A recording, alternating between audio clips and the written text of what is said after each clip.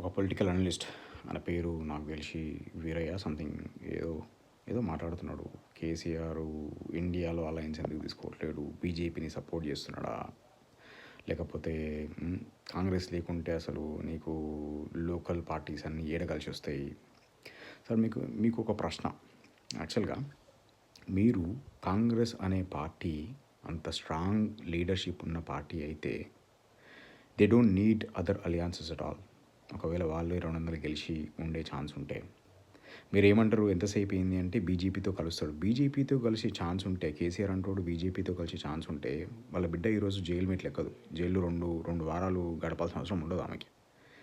ఇట్లా ఎందుకు ఎలిగేషన్ చేస్తున్నారు మీరు? ఓన్లీ కాంగ్రెస్ అంటేనే ఒక జూటా పార్టీ. కాంగ్రెస్ బీజేపీ రెండే. అది అందరికీ తెలిసిన పార్టీ, అందరికీ తెలిసిన విషయమే. బట్ స్టిల్ మీరు ఎందుకు ఇంకా కాంగ్రెస్ని మెడలేసుకొని తిరుగుతున్నారు? Introspect your self please.